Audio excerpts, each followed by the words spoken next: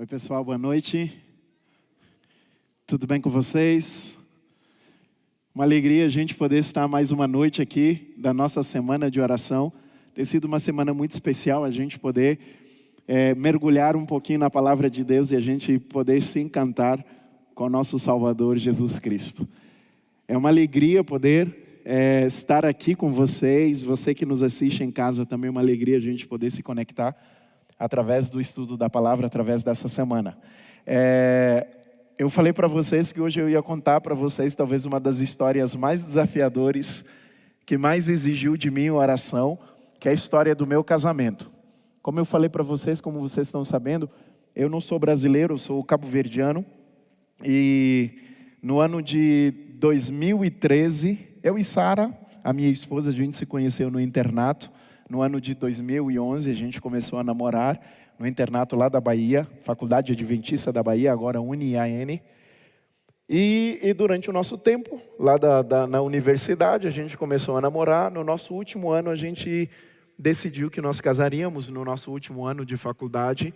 Então, um ano antes do nosso casamento, a gente noivou e marcou a data para o casamento, que seria no dia 9 de março de 2014.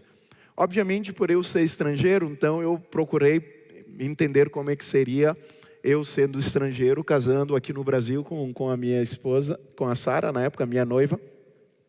E eu lembro que mais ou menos em agosto de 2023, eu fui no cartório, peguei toda a relação de documentos que eu precisava para casar aqui no Brasil. E aí eu fui para a universidade, né? O cartório ficava na cidade onde ficava a universidade, mas mais ou menos uns 10 quilômetros lá. E aí eu voltei para a universidade com a lista daqueles documentos. A maioria daqueles documentos eram documentos tranquilos, mas tinham dois documentos que eram documentos que eu precisava mandar buscar no meu país. Um desses documentos é um documento chamado assim, termo de capacidade matrimonial, ou um certificado de capacidade matrimonial. Basicamente, ele é um documento que você precisa, principalmente quando você é estrangeiro, para que não haja poligamia, né? Por exemplo, uma pessoa é casada num outro país, vai para outro país e casa de novo. E aí, tudo certo, dei entrada nos meus documentos, fiz a solicitação dos documentos. Era um processo que tinha que fazer solicitação na Embaixada de Cabo Verde, que iria para Cabo Verde, eles faziam um pedido, depois tinha que ir na Embaixada do Brasil. Então, eles faziam várias voltas até poder chegar na minha mão esse documento. Mas eu estava com tempo, mais ou menos mês de setembro, eu fiz os pedidos dos documentos. E tudo certo, dezembro, estudante de teologia, normalmente, quando a gente sai de férias, a gente vai comportar. E eu saí para a comportagem. E aí, mais ou menos, por volta de 20 e pouco de janeiro, eu volto para a faculdade. Eu trabalhava lá na faculdade também. E aí eu volto, mais ou menos, 20 e pouco de janeiro de 2024. Vou lá no correio para pegar os documentos, as coisas que chegaram, as encomendas. E aí, eu observando, estava faltando exatamente esse documento, o termo de capacidade matrimonial. E aí eu mandei mensagem para o pessoal da embaixada, depois eu fui lá no cartório, e eu conversei com a mulher lá do cartório, porque eu falei para ela, olha, eu já estou com todos os documentos aqui, mas está faltando um documento. E ela falou, olha, você, na verdade, assim, para você fazer o seu casamento, você precisa dar entrada nos documentos com um mês de antecedência para você fazer a cerimônia civil, o casamento civil. Então, se o seu casamento religioso vai ser no dia 9 de março, então você tem até sexta-feira, 7 de março, para você casar. Isso significa que você tem até 7 de fevereiro. Então eu falei, não, beleza, tudo certo. 20 e pouco de janeiro e tal, chega 7 de fevereiro, e o meu documento não chegou. E aí eu comecei a ficar preocupado. Voltei lá no cartório na mulher, ela falou, olha, é um mês. Mas como eu sei que você já está há bastante tempo vindo atrás e tal, e eu sei que é uma questão internacional, então nós vamos fazer o seguinte, se o seu documento chegar aqui com 15 dias de antecedência, que é o tempo mínimo para que a gente possa publicar e tal, fazer os proclames e tal, aí a gente consegue dar entrada para você fazer o seu casamento. 15 dias antes da data Adivinha? Adivinha? Não chegou. Óbvio. Resultado da história, só para encurtar a história, o meu documento chegou na quarta-feira e eu deveria casar no domingo. Obviamente, tudo já estava meio montado e tal, e aí chegou o meu documento, eu fui lá no cartório, eu falei para a mulher, olha, chegou agora e tal. Ela falou, olha, não tem o que fazer, porque a gente agora não tem mais data. Eu falei, não, mas você não está entendendo que o meu casamento é no domingo, e eu preciso casar aqui para poder fazer o casamento no domingo. Ela falou, então, é que não tem jeito, você precisa, pelo menos eu te dei 15 dias, então não tem como. Ela falou, faz o seguinte, você vai lá, casa na igreja, depois você vem e casa aqui, tá tudo certo. Pode dar entrada nos documentos aqui, você...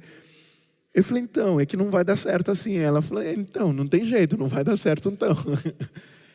E aí eu voltei para a universidade e eu fui falar com o pastor que ia fazer o nosso casamento, pastor Merlinton. Hoje é pastor na Faculdade Adventista do Paraná, coordenador do curso de psicologia. Ele era pastor lá, professor também lá na FADPA.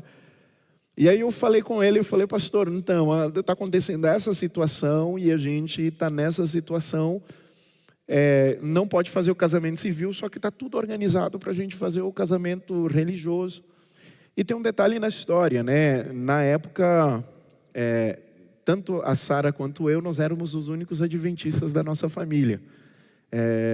A minha mãe se batizou, pela graça de Deus, no final do ano, agora eu tive a alegria de batizar a minha mãe.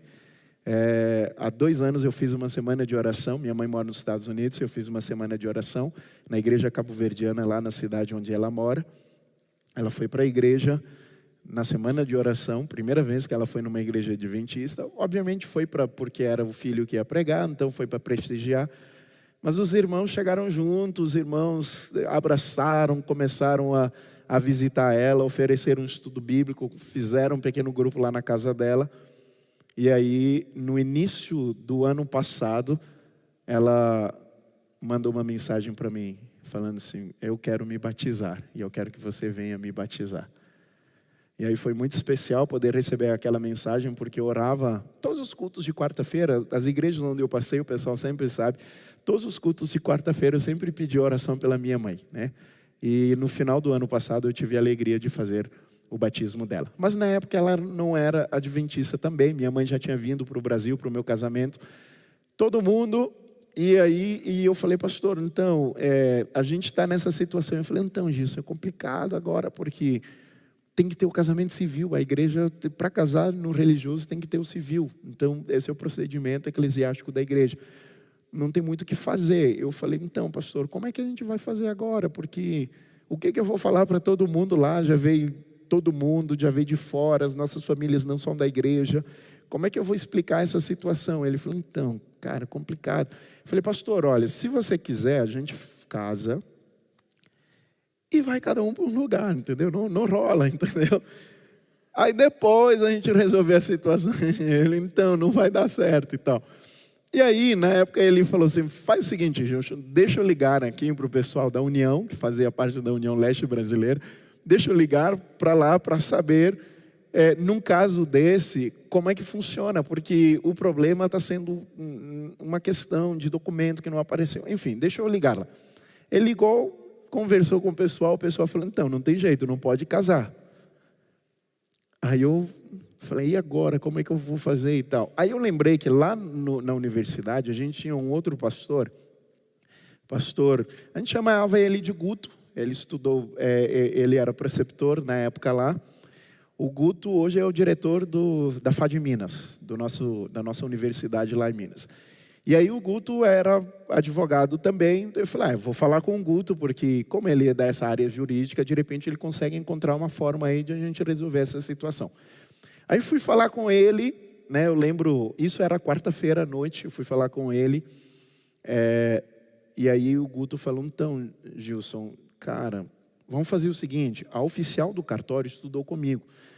Vamos lá amanhã, porque aí de repente a gente tenta conversar e tenta ver se a gente encontra algum caminho para resolver essa situação.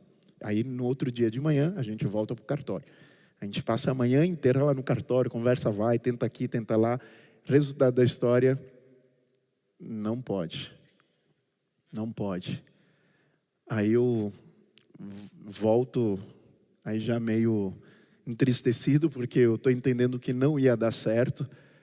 E aí eu pensei comigo assim, bom, eu voltei por volta de meio-dia e tal, para o internato. Eu falei, bom, eu vou falar com o pastor Jolivet, que na época era o diretor do SALT, é o diretor do SALT lá hoje também. Eu falei, o pastor Jolivet já trabalhou na divisão sul-americana, de repente ele tem alguma saída para a minha situação. E aí eu fui lá, expliquei para a situação para ele, pastor, aconteceu isso, e agora o nosso casamento no domingo, e a gente não conseguiu fazer o casamento no civil, como é que a gente pode resolver uma situação dessa e tal? E eu falei, ixi, Gilson, está complicado e tal. Mas vamos fazer o seguinte. Aí ele entrou em contato com o pessoal da divisão, e aí eles falaram, olha, dá um tempo para a gente. Ele falou, Gilson, você aguarda um tempinho aí, daqui a pouco eles dão um feedback aí. Mais ou menos por volta de uns 40 minutos, ele veio ao meu encontro e falou, Gilson, então o pessoal trocou uma ideia lá, e eles entenderam que não pode. Não pode. Não tem jeito, cara, não dá para fazer o casamento. E aí eu lembro que eu saí lá no campus e eu sentei perto de um meio-fio lá, agora triste, né, pensando naquela situação e imaginando que aquele que era para ser talvez um dos dias mais felizes da nossa vida estava se tornando agora um grande problema, estava se tornando muito assustador. Nesse meio tempo, a gente ia casar no sul da Bahia, essa área do sul da Bahia de Ilhéus, que era mais ou menos umas 7 horas de onde a gente estava. Sara já tinha ido. E eu pensando, como é que eu vou fazer? O que eu vou fazer? Eu falei, não vai ter casamento. Aí eu tive uma ideia. Eu falei, bom, não vai ter casamento, mas vai ser muito desconfortável a gente chegar lá e não tem o que fazer. A gente já contratou tudo. A gente ia casar era uma fazenda mais ou menos. O sul da Bahia era muito comum pelas fazendas de cacau. Uma fazenda mais ou menos do século XVII lá, de cacau, muito bonito, um espaço assim, a gente locou os nossos padrinhos e tal, basicamente eles iam passar o final de semana lá com a gente, e aí eu pensei, eu falei, então eu acho que eu vou chamar um amigo meu, colega de turma, para ir lá, dar algumas palavras, não vai ter casamento, mas pelo menos alguém fale alguma coisa lá, e enfim, a gente come a comida e vai embora. Aí eu falei com um amigo meu, Rafael, falei, Rafael, chamei ele e falei, Rafael, cara, aconteceu essa situação, e aí não vai ter casamento, mas será que você pode falar algumas palavras lá e tal, enfim, né? De repente, só para não ficar uma situação meio estranha lá. Falei, não, beleza, Gilson, pode ser, eu posso falar e tal. E aí, tudo certo, mais ou menos aí, sexta-feira, tudo certo. Sexta-feira, à noite, eu estava ainda lá na faculdade, eu assisti, sexta-feira, perto do pôr do sol, aí o Rafael me liga. Falei, Gilson, e aí, Rafael? Eu falei, então, cara, eu não vou poder ir lá, não. Eu falei, mas por quê? Ele falou, então, cara, como eu estou a minha prática aqui como pastor auxiliar aqui do campus, meio que está me dando um status de pastor. E aí me falaram que eu não podia ir lá falar nada não, para não parecer casamento. Então eu não posso ir. Eu falei, gente, que é isso, Jesus? E aí eu falei, bom, então não pode ser teologando, então deixa eu achar uma outra pessoa. Aí eu tinha um amigo que a gente trabalhava juntos, o professor Wellington Silva, que era biólogo também, eu era biólogo, a gente trabalhava juntos lá. E aí eu fui conversar com o Wellington Silva, a gente era muito amigo, eu falei assim, professor, aconteceu essa situação, o Wellington era muito desesperado e tal, e ele falou, meu Deus, Gilson, e agora e tal, ele já ficou mais angustiado do que eu naquela situação, eu falei, professor, será que você pode ir lá, falar algumas palavras e tal, só para não ficar muito estranho? Eu falei, não, tudo bem, eu vou, tal. Beleza, isso antes do culto, fui para o culto à noite, aí depois do culto, estava chegando na casa, aí o Wellington me liga, Gilson. Aí eu falei assim, e aí, professor? Ele falou, então, cara, aconteceu, eu estou aqui com o pessoal aqui, e eles estão falando aqui, enfim, algumas coisas com relação lá ao seu casamento que ia acontecer. E eu não estou concordando, mas eu estou indo aí buscar você para você conversar com o pessoal. E aí eu fui conversar com eles. Quando eu cheguei lá, estava o pastor Jolivet, o diretor do seminário, estava o pastor Merton, o pastor que ia me casar, e o Guto, né, que era preceptor lá também, e o professor Wellington. E aí eles falaram: Gilson, olha, a gente avaliou o seu caso aqui, e a gente só tem 3 caminhos a tomar, e a gente gostaria de apresentar para você esses 3 caminhos, e você escolhe qual deles. E aí eles me apresentaram as 3 possibilidades. Você quer saber o que eles falaram? Quer saber? Quantos querem falar? Conta, pastor. Desse jeito eu não vou contar hoje mais não. Aliás, eu vou contar amanhã por causa do meu tempo, senão... amanhã eu falo para você. Mas assim, vai dar tanto pano para manga essa história ainda, vai dar tanto rolo. Mas amanhã eu conto para você essa história. Ainda vou ter que orar muito para as coisas funcionarem. Mas amanhã eu conto, tá bom? Só para a gente poder seguir no nosso tema de hoje. Eu gostaria de fazer um exercício com vocês, tá? É um exercício de preferência, tá bom? Eu vou falar uma coisa e você responde bem alto. Eu vou dar 2 opções e você responde bem alto o que você prefere, ok? Por exemplo, eu vou falar assim, olha, doce ou salgado? Entendeu? A dinâmica, eu falo, você já responde rapidamente, tá certo? Então vamos lá. Doce ou salgado? Preto ou branco? Suco ou refrigerante? Praia ou shopping? Estudar ou trabalhar? Carro ou moto? Comer ou dormir? O povo gosta de dormir, né? Tomar banho ou dormir? É mesmo? Tomar banho. Televisão ou internet? Instagram ou Facebook? Cuidado com o que você vai responder agora, os casados, tá? Casar ou ficar sozinho? Alguém falou ficar sozinho? Beleza, tá? Agora, se a gente mudasse o sentido e a gente fizesse um exercício de associação. Por exemplo, se eu falasse uma palavra para você, eu gostaria que você verbalizasse o que vem na sua mente, tá bom? Por exemplo, igreja. Ok? Bíblia. Beleza. Livro do Êxodo.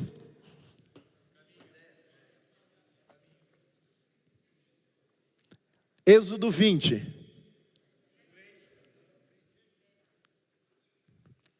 Ok. Lamento informar vocês, mas eu meio que construí um caminho, uma armadilha para vocês, e vocês caíram numa pequena armadilha para mim, que eu acabei de fazer para vocês. O nosso tema de hoje, ele vai ser no Êxodo, com base no Êxodo 20.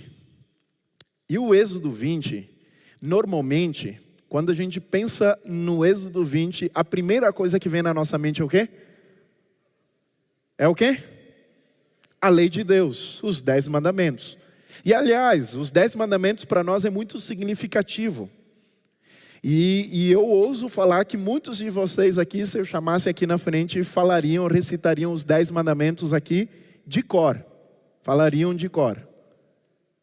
Mas agora, se eu perguntasse para você, sem olhar para a Bíblia, qual é a instrução que vem logo após os 10 mandamentos, o que você me diria? Sem olhar para a Bíblia. Na maioria dos lugares, as pessoas sabem que a lei de Deus está no livro de Êxodo 20. Então, quando a gente pensa no Êxodo 20, a gente pensa na lei, nos 10 mandamentos. Mas poucas pessoas sabem o que vem logo depois dos 10 mandamentos. E olha, o significado da próxima instrução, ela é um significado muito profundo.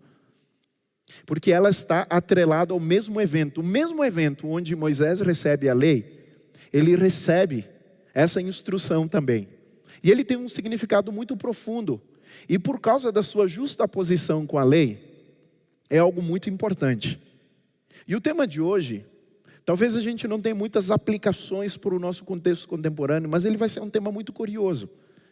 Porque eu acho que talvez você nunca parou para pensar nisso. Eu gostaria que você observasse isso comigo, tá? Então, Êxodo 20, nós vamos encontrar o que nós chamamos da lei do altar.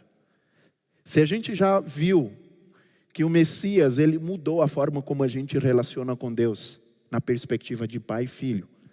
Se a gente percebe que o Messias, ele é tudo que nós precisamos, para que a nossa vida possa ter sentido, e a gente não pode deixar, não pode desistir dele. Hoje eu gostaria de conectar o que acontece lá no Monte Sinai, com a perspectiva do que aconteceu lá no Monte das Bem-aventuranças, ou a monte do Sermão do Monte.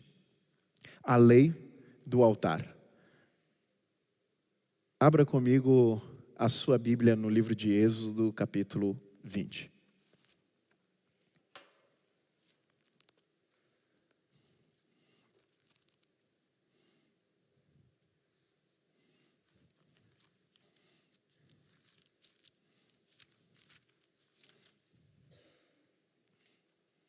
Acompanhe a leitura comigo a partir do versículo 18, diz assim, olha.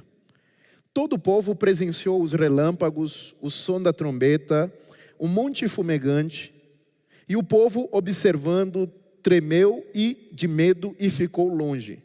Disseram a Moisés, fale-nos você e ouviremos. Porém, não fale Deus conosco para que não morramos.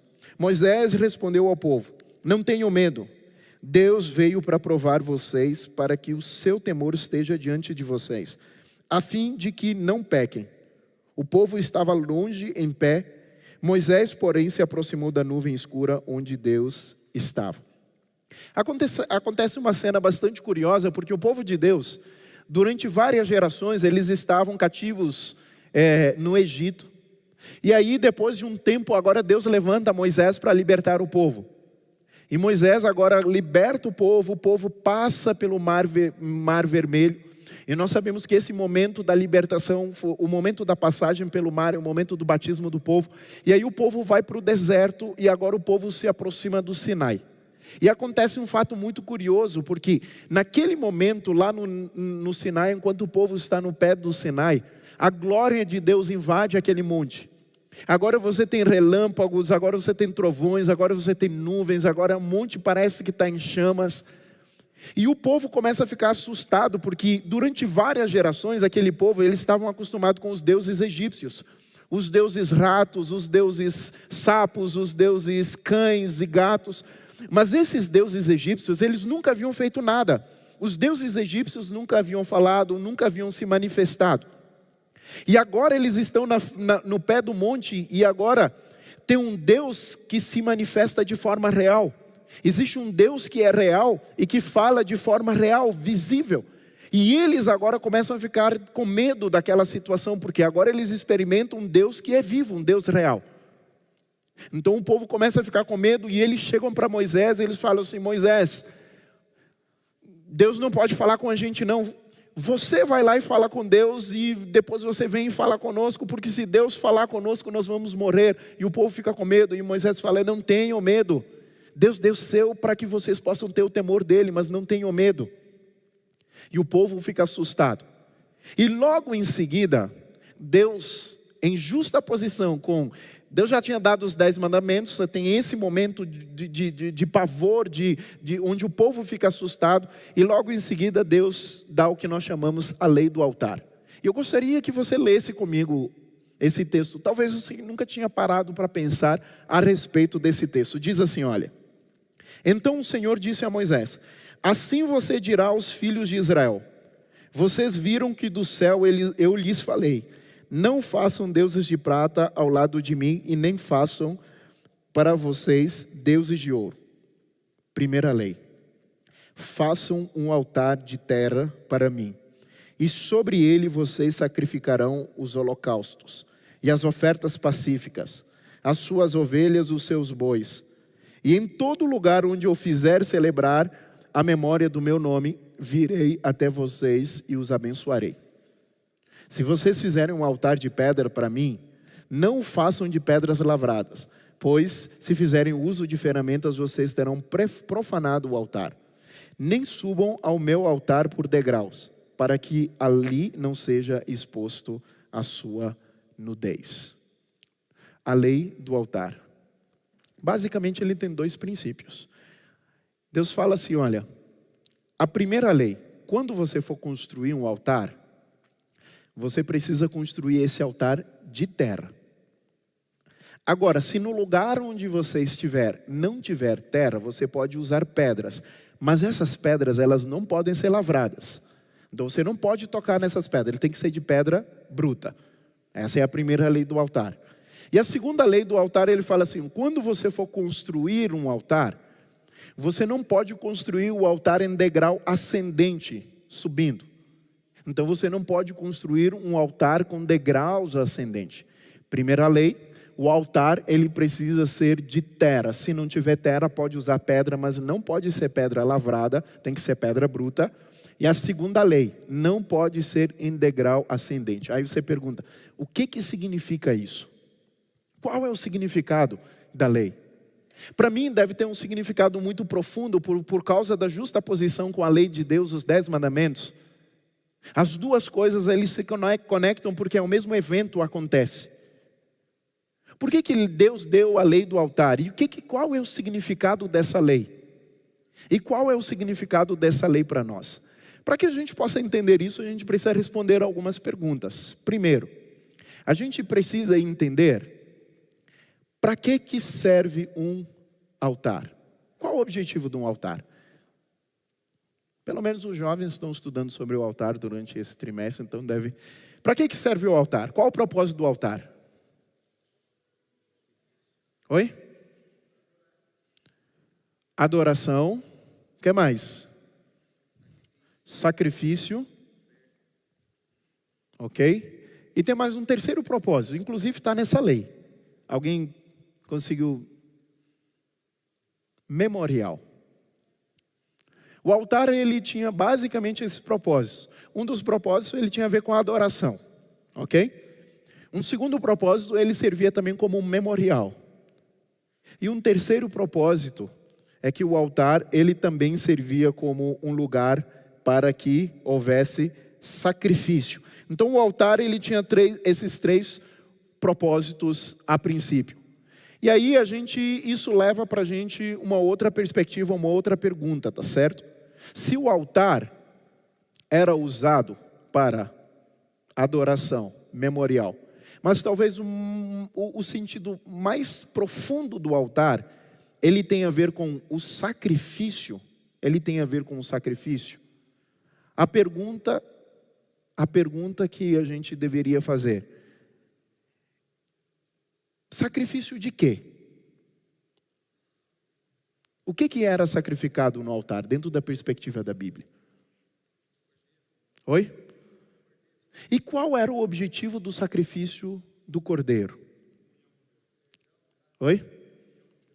Comunhão, perdão. Mas o sacrifício do cordeiro ele tinha um papel muito importante de comunicar o evangelho. E aí isso para mim agora começa a trazer um significado muito mais profundo sobre a lei do altar. Porque se a lei do altar, ele se conecta com o sacrifício se conecta com o cordeiro, e o cordeiro ele aponta para a comunicação do evangelho, da salvação, essa lei deve ser algo muito radical, e eu e você precisamos entender qual é o significado dele. Por que ele? A primeira vez que o altar aparece na Bíblia, ele está lá no livro de Gênesis capítulo 8. Não necessariamente que foi a primeira vez que foi feito um altar, mas é a primeira vez que aparece a palavra altar. E é quando Noé sai da arca e ele constrói um altar. E ele sacrifica um animal.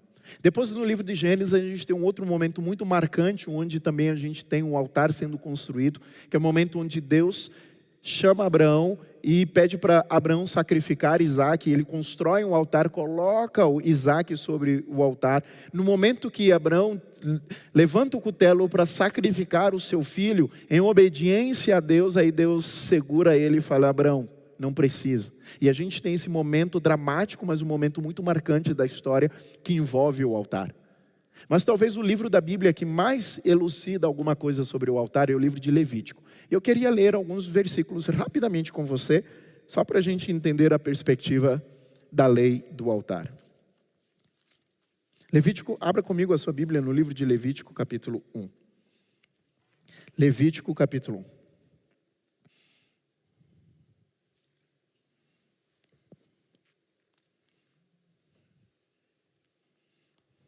Diz assim: o Senhor chamou Moisés da tenda do encontro e lhe disse: fale aos filhos de Israel e diga-lhes: quando alguém trouxer oferta ao Senhor, traga um animal do rebanho de gado e do rebanho de gado miúdo.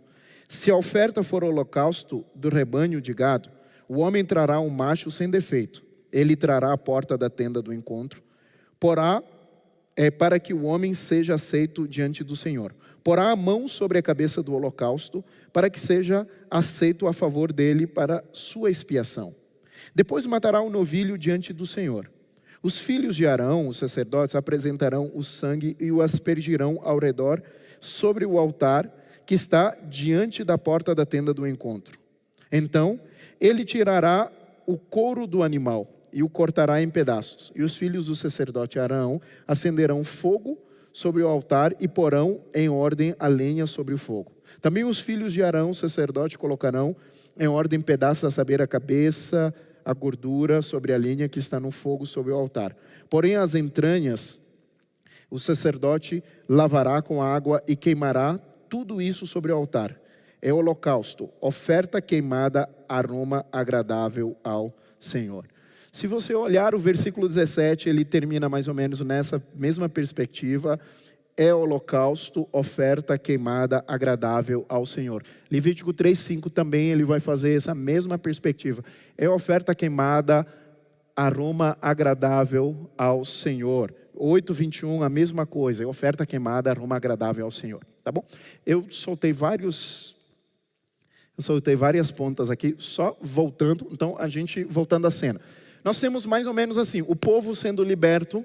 O povo agora chega no Monte Sinai e você tem esse momento de manifestação da glória de Deus. O povo fica assustado, o povo recebe a lei de Deus e o povo também recebe a lei do altar. E a lei do altar, ele tem dois princípios. O primeiro princípio fala para você assim, quando você for construir um altar, construa ele de terra. Se não tiver terra, use pedras, mas eles não podem ser pedras lavradas, eles precisam ser pedras brutas. Você não pode tocar nessas pedras. E a segunda lei fala assim, olha, quando você for construir um altar, construa ele com degrau ascendente, não construa ele com degrau ascendente, não coloque degraus no altar.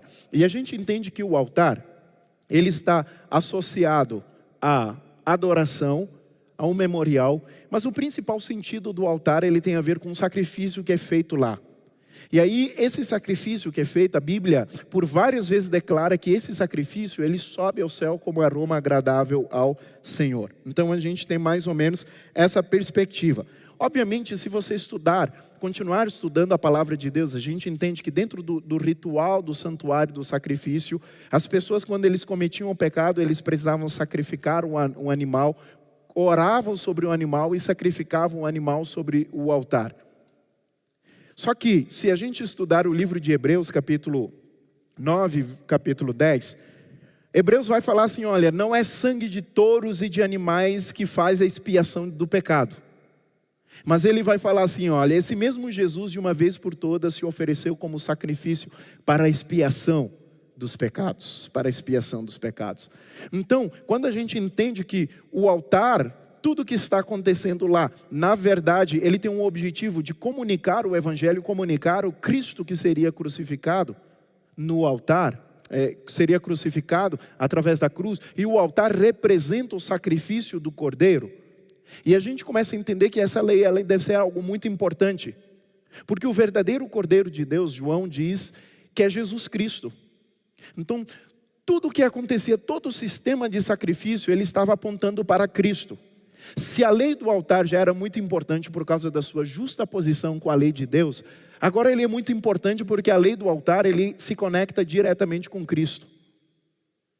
E aí a gente pergunta, tá, mas qual é o significado da lei do altar? 2 lições, 2 princípios. Primeira lei: não faça altar com pedras lavradas. Faça de terra. Se você não tiver terra no lugar, pode usar pedra, mas ele não pode ser lavrado. Por que isso? Então grave essa frase. Grave. Primeira lei. O que ele está querendo me falar é que o sacrifício não é algo para acrescentar nada. É algo para ser aceito.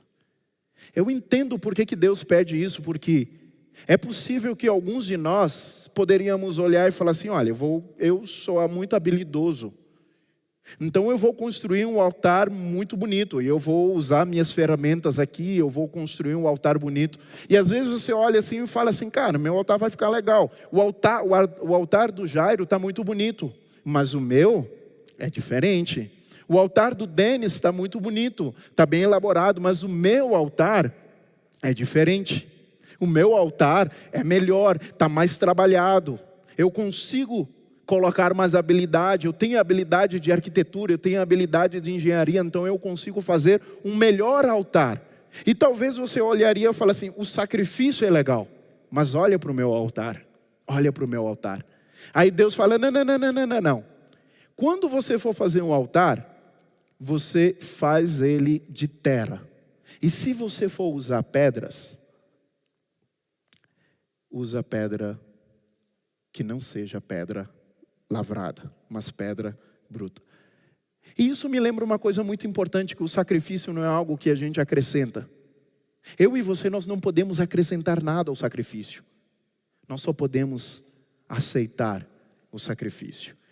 Deixa eu ler com você essa citação que diz assim, olha. Diz assim essa citação. Esta regra sugere que a simplicidade deve ser aceita como o melhor ornamento dos serviços externos da religião. E que a adoração do evangelho não deve ser realizada com a pompa e a alegria externa. A beleza da santidade, ele não precisa de pintura. Não servem à esposa de Cristo aqueles que vestem com traje de prostituta, como faz a igreja de Roma. Um altar de terra faz muito melhor. O sacrifício não é algo que eu e você nós podemos acrescentar. Ele não tem a ver com o que eu faço. Ele tem a ver com o que eu aceito. Segundo a lei, não faça degraus ascendentes para você colocar o altar. Por que Deus fala isso? Simples, porque diferente dos pagãos que colocavam seus altares e eles elevavam seus altares nos lugares altos e ali eles sacrificavam seus deuses, a perspectiva da palavra de Deus ela é completamente diferente, porque Ele está falando para mim e para você assim, o sacrifício não é algo que você sobe para, é algo que desce até você. Não sou eu que subo, é algo que desce. E Deus ainda fala assim, não faz para que não seja exposto a sua nudez. E a nudez na Bíblia, ele tem a ver com o nosso pecado. Ele tem a ver com, por isso que nudez sempre esteve associado, seja no livro de Gênesis, seja no livro de Apocalipse, ele tem a ver com as nossas obras. Para que não seja exposta a sua obra.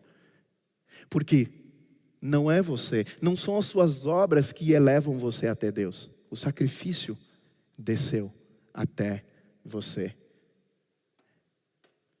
A lei do altar, ele está me lembrando uma coisa muito importante. que eu e você, nós não adicionamos, nós aceitamos.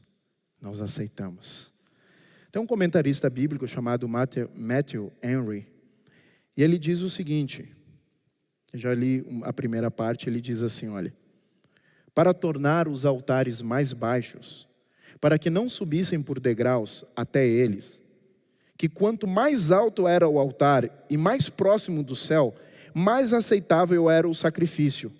Era uma fantasia tola dos pagãos, que portanto escolhiam lugares altos em oposição a isso, e para mostrar que a elevação do coração, não do sacrifício, que Deus olha para eles e assim os ordenou, que abaixasse os seus altares. Primeira lei do altar é simples. O sacrifício não é algo que você adiciona. Não é algo que você acrescenta. Você aceita. Segunda lei. O sacrifício não é algo que você sobe até. Ele desce até você. Ele desce até você. A palavra de Deus nos mostra que não tem a ver com o que eu posso fazer.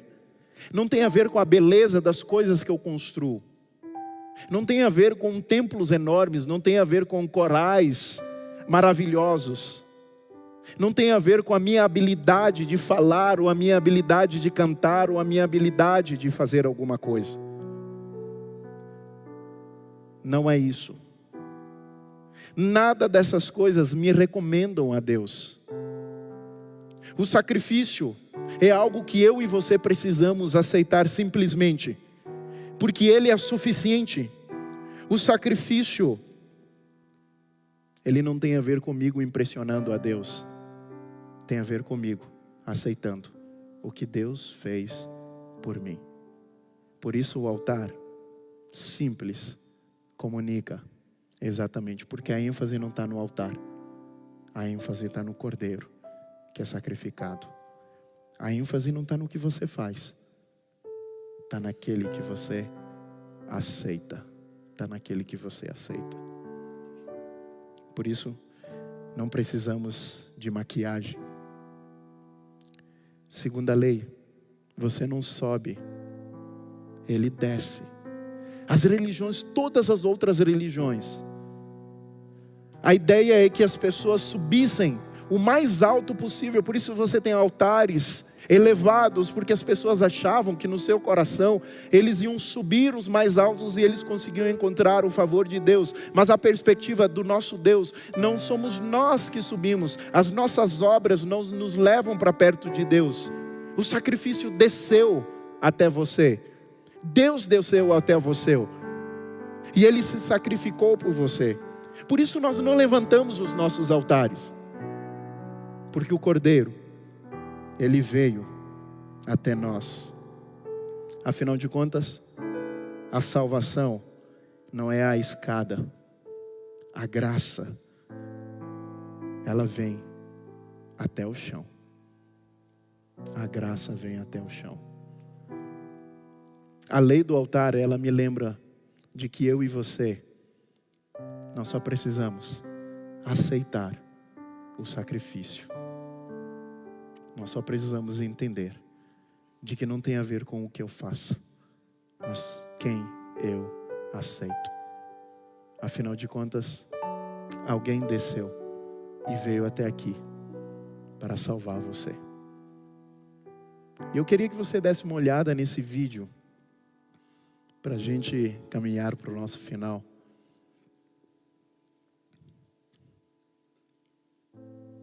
Esse vídeo é um trecho de um filme. Se puder liberar só o áudio do vídeo. Mas eu acho que ele tem uma lição bem interessante para mim e para você. Vamos ver se... Mergulhador 1, 6034, Fischer, responda, Fischer. Mergulhador 1, responda. Aqui é mergulhador 1. Entendido, mergulhador 1, prossiga. É mergulhador 1. Tem um lá embaixo, eu vou descer pra pegar. Negativo, mergulhador 1, você tem que subir imediatamente. Kodiak, aqui é 6034. Fomos aconselhados a voltar para a base. Estamos deixando o nosso mergulhador no local. Repetindo, estamos Tá deixando legal. o nosso mergulhador O que no temos local. disponível? Só temos o 08, senhor, mas sem tripulação. Prepare o helicóptero. Sim, senhor. Tenente Kraus, vamos assumir essa missão. Falta o mergulhador.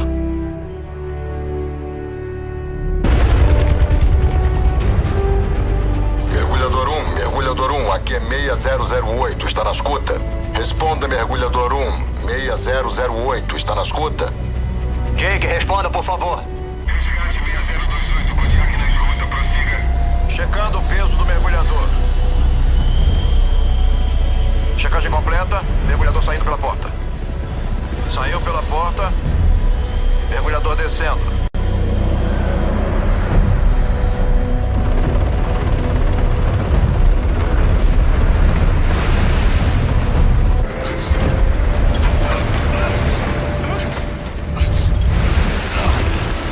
Isso, garoto.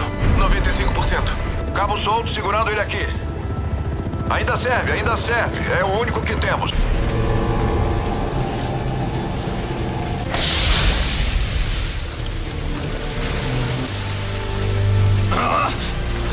Jake!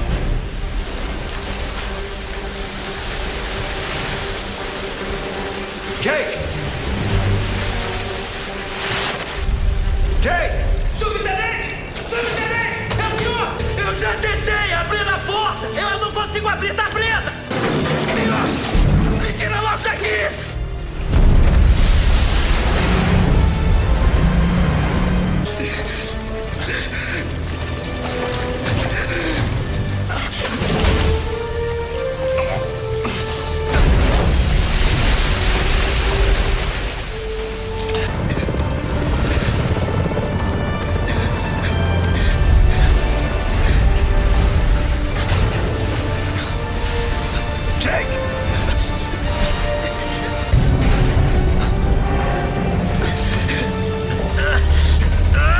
O cabo está descendo, pra frente 40 à direita. O cabo está descendo. Eu tô me prendendo em você! Só vamos ter uma chance! Tô preso! Tô preso!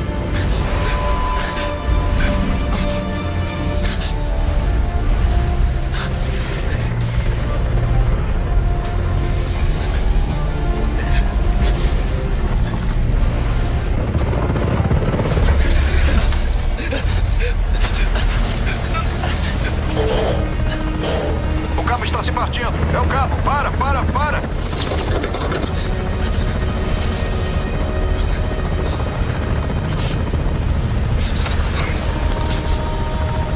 O que tá fazendo?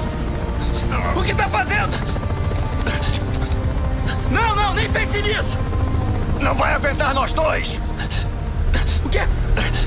Vai sim! Não faça isso, vai aguentar!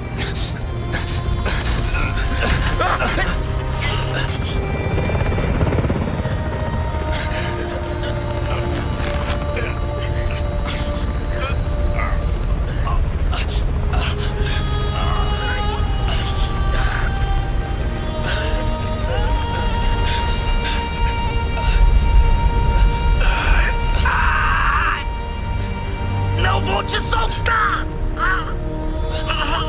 Eu sei!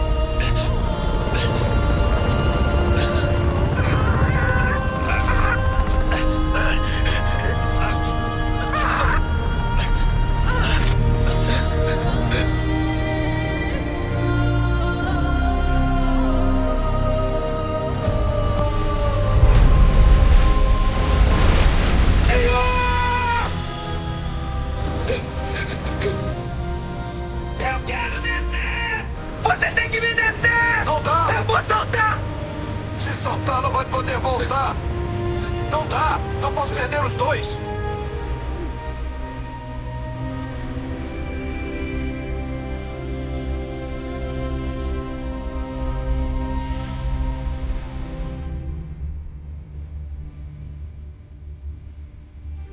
Ele desceu para nos salvar.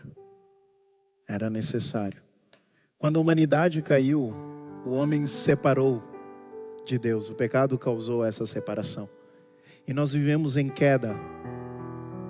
Queda moral, degradação social, espiritual. Todos nós estamos em queda. E aí Deus apresenta a lei. E quando Deus apresenta os 10 mandamentos eles são a expressão do caráter de Deus, de quem é Deus, de como é que Ele age. Mas Deus apresenta a sua lei para uma humanidade caída. E no mesmo momento que Deus apresenta a sua lei, e Ele olhando para todos nós e sabendo que eu e você, nós não poderíamos guardar a lei de Deus, Ele apresenta a lei do altar. Naquele momento Deus apresenta a graça, olhando para aquele povo, Ele fala assim, essa é a expressão, esse é o desejo do que Deus desejaria que vocês se tornassem, é o que Deus quer fazer em vocês. Mas não vai dar, você vai transgredir, você não vai guardar a lei. Aí Deus apresenta a graça, através da lei do altar. Então Ele fala assim, olha, quando você for construa um altar, e no altar vai ter um cordeiro, e esse cordeiro, ele representa alguém que vai cumprir a lei, alguém que vai vencer. Então não se esqueça, não tem a ver com o que você faz, não tem a ver com a sua performance, não tem a ver com sua habilidade, não tem a ver com quem você é, tem a ver com você aceitar a Jesus. Você não precisa impressionar a Deus, você só precisa aceitar o sacrifício. Você não precisa escalar, você só precisa entender que Ele desceu até você. Afinal de contas, a salvação não é escada, é graça que desce até você. Você só precisa continuar acreditando. Ellen White diz assim, e eu termino com essa citação, no livro fabuloso chamado O Maior Discurso de Cristo, sobre o Sermão do Monte. Qualquer que tenha sido a vossa vida passada, todos nós, por mais desanimadoras que sejam as circunstâncias presentes, às vezes nós ficamos desanimados. Se você for a Cristo, exatamente como você é, e olha, não tem como ir para Deus como nós não somos. Eu posso ir até vocês como eu não sou. Você pode ir para outras pessoas como você não é. Mas Deus sabe exatamente quem você é. Por isso ela fala, então vá para Cristo, exatamente como você é, como você está. Porque Deus sabe. E ela descreve, fracos. Tem alguém fraco aqui? Incapazes. Tem alguém incapaz, que se sente incapaz? Em desespero. Tem alguém que se sente em desespero? Ela diz, nosso compassivo Salvador irá em grande distância ao vosso encontro em torno de vós, e lançará os seus braços de amor e suas vestes de justiça. Ele nos apresenta ao Pai, trajados com vestes brancas, de seu próprio caráter. Ele roga em nosso favor dizendo, eu tomei o lugar deste pecador, eu tomei o seu lugar. E Ele diz, não olhes para este filho desgarrado, mas a mim. E quando Satanás intervém com altos brados contra a nossa alma, e às vezes ele vai intervir acusando-nos o nosso pecado e reclamando-nos como presa sua, ela termina falando, o sangue de Cristo intercede com maior poder. Amém? Satanás acusa você. Você às vezes se acusa. Mas Deus não chamou você para se acusar. Ele chamou você para que você possa entender que você deve vir a Cristo, exatamente como você está. Você sabe por que o altar, ele não poderia ser elevado, ele deveria ser exatamente no chão? É porque o altar vem de um lugar mais baixo. Porque Ele está querendo falar para você que você não pode ir tão baixo que o sacrifício não te alcance. Mais fundo que você for, por mais no fundo do poço que você estiver, o altar ele vem do chão. O sacrifício desceu até o céu, desceu do céu e veio até o chão por você. Quantos entenderam a lei do altar? Que Deus abençoe. E quantos hoje nessa noite gostariam de falar: Senhor, eu quero aceitar o sacrifício. Eu não tenho nada para acrescentar. Nada do que eu possa fazer pode me elevar até o Senhor. Eu entendi que salvação não é algo que é escalado. É graça que desce. E quantos gostariam de aceitar o sacrifício que desceu até você? Levanta a sua mão em nome de Jesus. Você que está em casa também. Amém. Então nesse momento nós vamos ouvir uma mensagem musical.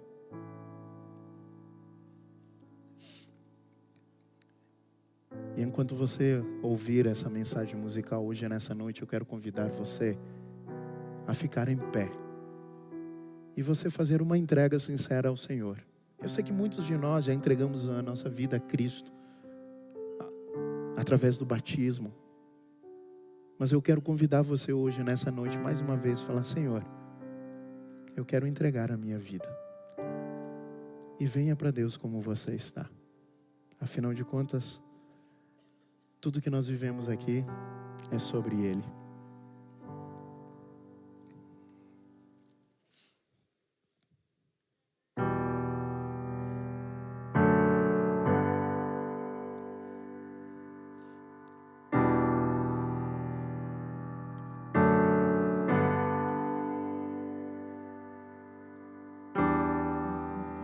Casa mais simples, que o anjo da morte não entra.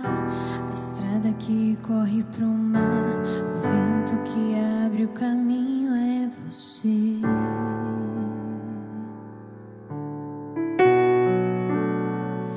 É você.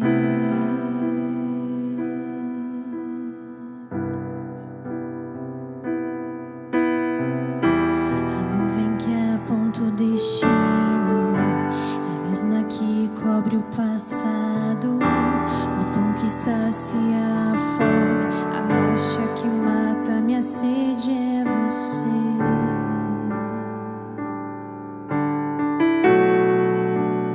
É você.